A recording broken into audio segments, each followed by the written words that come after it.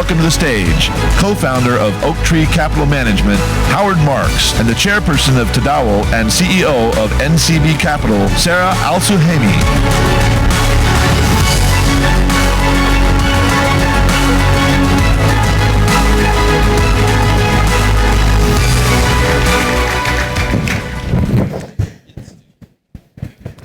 Good morning, everyone.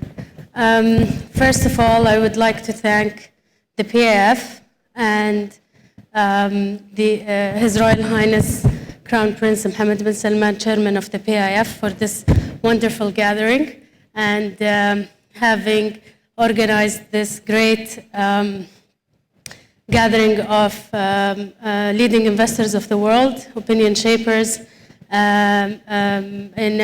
once in a lifetime opportunity, hopefully. As we heard yesterday, it's going to happen every year. I would like to introduce a person who doesn't really need an introduction, Mr. Howard Marks, the co-founder of Oak Tree Capital. He is no stranger to Saudi Arabia, as he's the board member of DAY2 Investment. And they're managing $100 billion in alternative investment. So welcome to Saudi Arabia. Thank you very much, Sarah. It's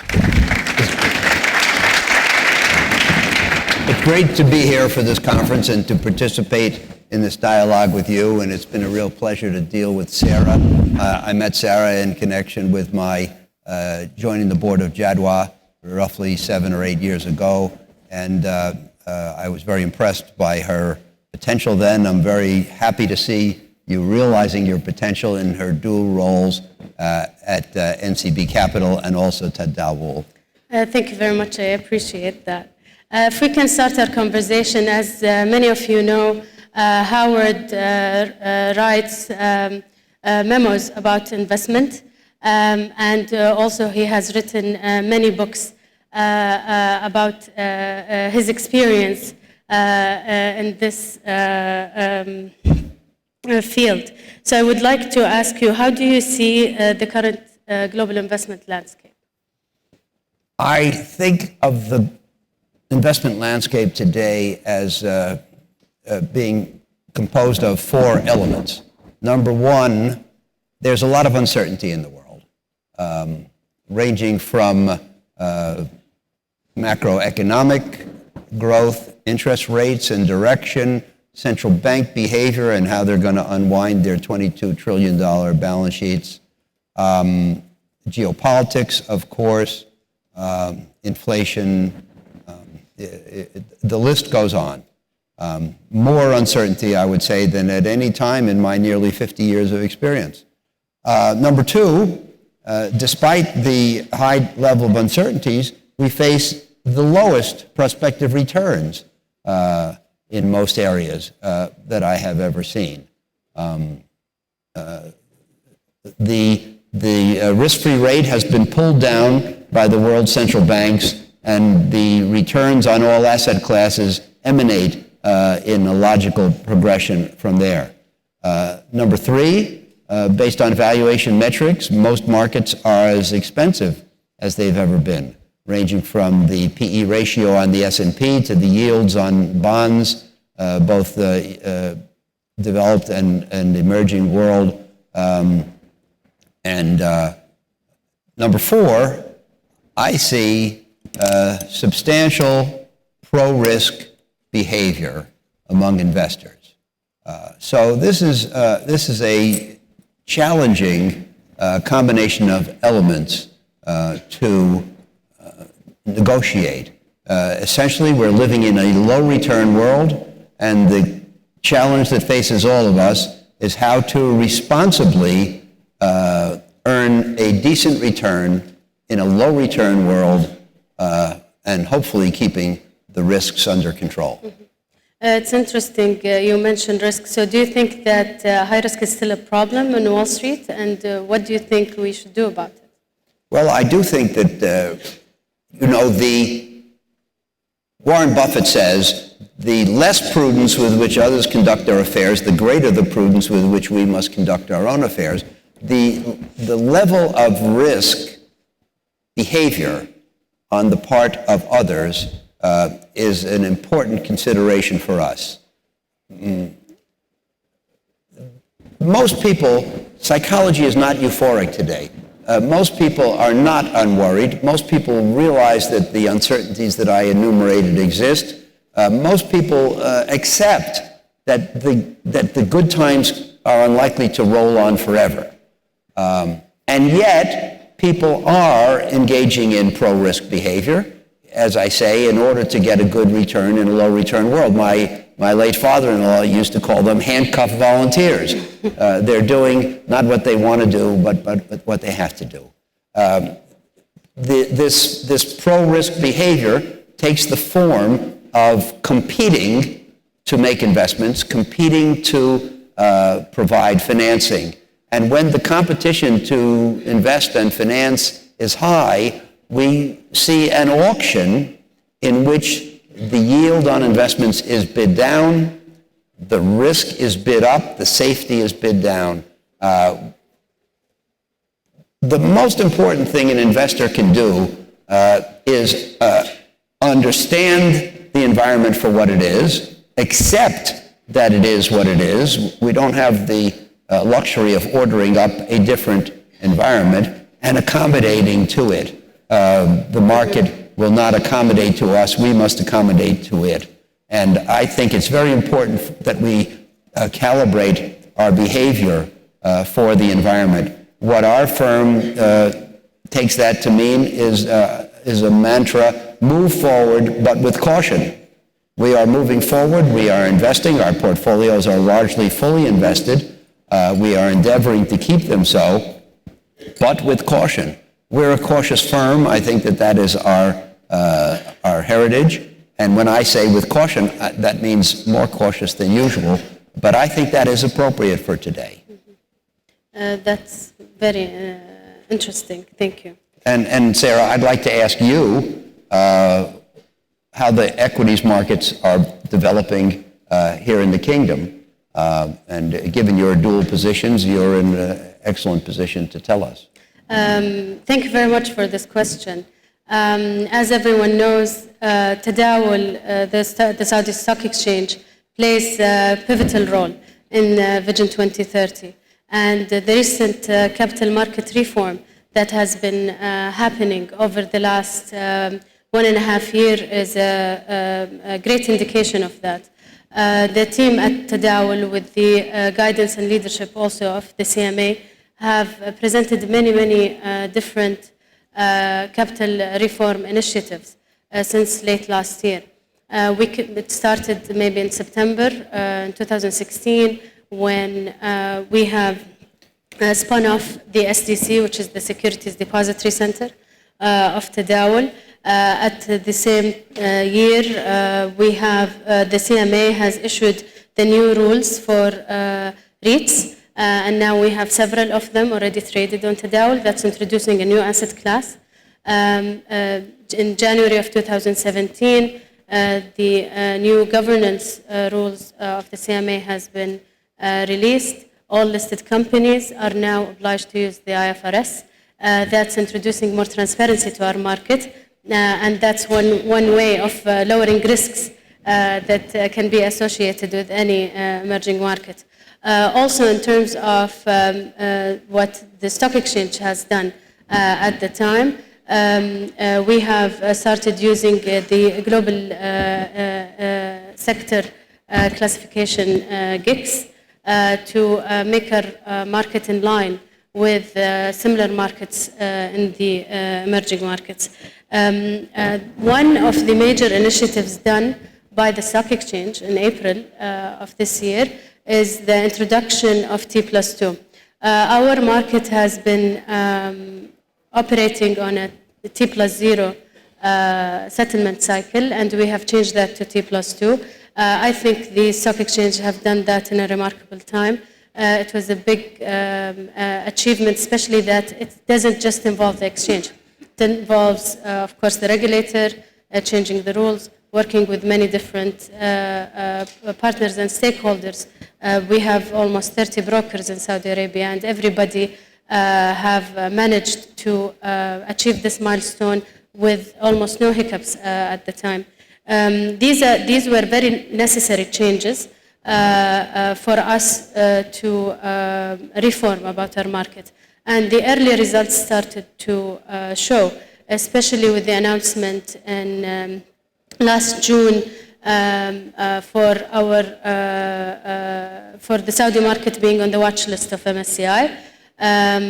With that, we're on the watch list on MSCI and FTSE Russell and S&P as well. And hopefully we will be continuing doing those developments and market reform in Saudi and hopefully included in indices of the emerging markets. These reforms didn't stop where we are today. We're continuously developing our market. We have been conducting roadshows, and I think even tomorrow in the morning, and I ask everyone who is interested, the Tadawul with the CMA and our debt management office is going to have a breakfast, I think at 7:30 a.m. It's in everyone's schedule to discuss the capital markets of Saudi Arabia. It will be His Excellency Mohammed Al-Guwais, the CMA chairman there, the CEO of Tadawul, Mr. Khalid Al-Hassan, and the head of the DMO office of the Ministry of Finance, Mr. Fahad Al-Saif. They will be talking more in detail about these things. From those roadshows that we have been discussing, we have introduced more changes and developments to our system, also to the qualified investor program that have been introduced by the CMA since from the beginning of this year. Our market is open for foreigners, and we're going to do more. And since I have the opportunity, I would also like to highlight that Tadawul has more to come. One of the major changes that we're going to do within this program that will enable the Saudi market to play a very big role in the region. Today, Saudi market is the largest in the region, the 26th largest in the world in terms of market cap. And we're going to introduce a clearinghouse, which will enable us to have derivatives and other products, as well as next year we'll start having a cross-listing for GCC companies on our market, and will be open also for foreign companies. A lot has been going on. We're trying to build our market infrastructure and to international standards, and we hope, and myself and the team at Tadawul, to encourage everybody to allocate their time and their capital to invest in Saudi Arabia. That's great. Thank you. Good. Speaking about that, I wanted to talk to you about and know your opinion about what do you think are the biggest investment opportunities in the next 5 years globally, in your opinion? Well, you know, as I mentioned, the risk-free rate has been set so low by the central banks, and all returns emanate from that in a logical progression. We have to look for the exceptions in the curve that present special opportunities.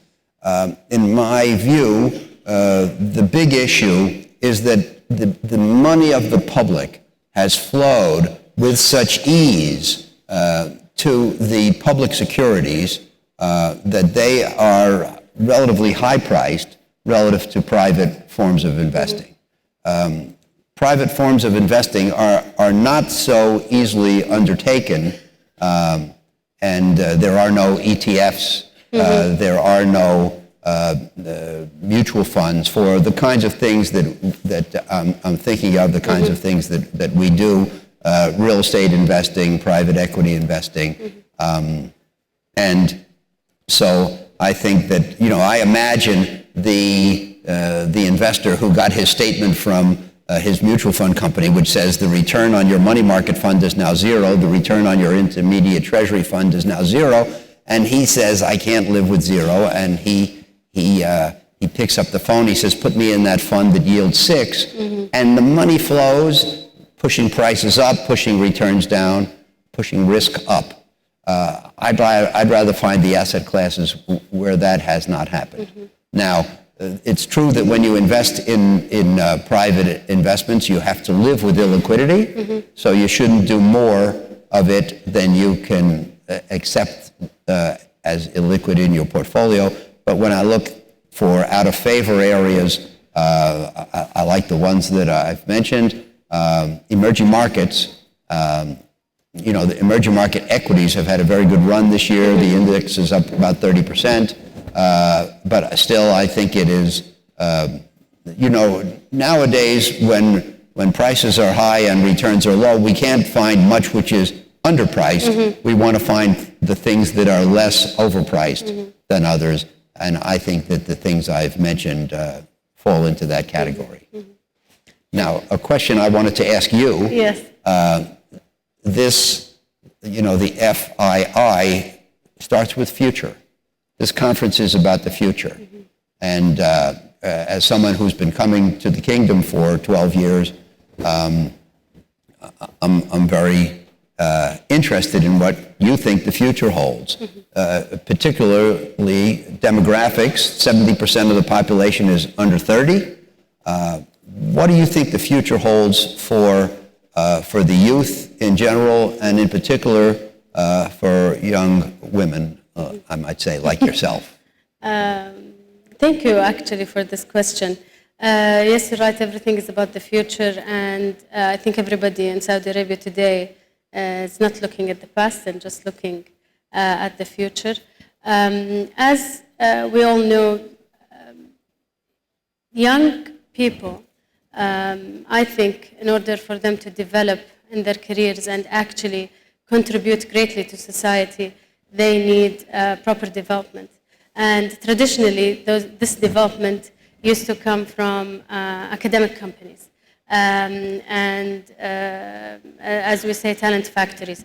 Very, very effective way that still exists and still works, where they go in and join companies, whether they successful examples of that, consultancy firm, large banks, multinationals. In Saudi Arabia, for example, Aramco is one of them. It's one of the biggest talent factories in the kingdom, where there are established processes and culture for the young people to develop. I think over the last few years, we have a new thing started to emerge, which is basically the best school is just to throw talent in challenging situations and let them figure it out by themselves. I think yesterday also Mr. Mohammed Al-Abbar have spoken a bit about this, and basically saying that when you do that, magic happens. In my career, I went through both. In the beginning, I've joined Samba Financial Group, which is ex-Citibank in Saudi Arabia, and I've went through that. I used to do a lot of those small challenges that no one really wanted to do. And from that, I started to build confidence. As I progressed in my career, I went and joined a firm where we had to figure everything out on ourselves. We used to dream big, and it was a very big challenge. We didn't really know how we're going to do things, but at the end, things have happened. I think today in Saudi Arabia, both are available for young people, whether established companies or the opportunities, endless opportunities. I think they have even more support. They have more opportunities. They are even more talented than as close as a generation as I am to them. And I think they can do much more for themselves and for the country. And I think that's the basic building block that they can have for themselves. I can see a lot of women in the audience, young women, And all what I want to tell them is, just find, if you find a challenge in a field that you like, just do it. Even if you think that you can't succeed, I know they can. And I'm sure they'll do better than they think. And one day I might be sitting on the audience and they're sitting on the stage and telling their story as well. Well, when I joined Jadwa 7 or 8 years ago, your leadership of the asset management department was heretical at the time. And I'm thrilled to see the reforms that are taking place and the increased opportunities for women. And I want to congratulate you on your progress and the kingdom on its development. Thank you very much. And I think on behalf of my friends, colleagues, and partners in the business and investment community in Saudi Arabia, we tell you and all our guests welcome to our home. Thank you. Thank you.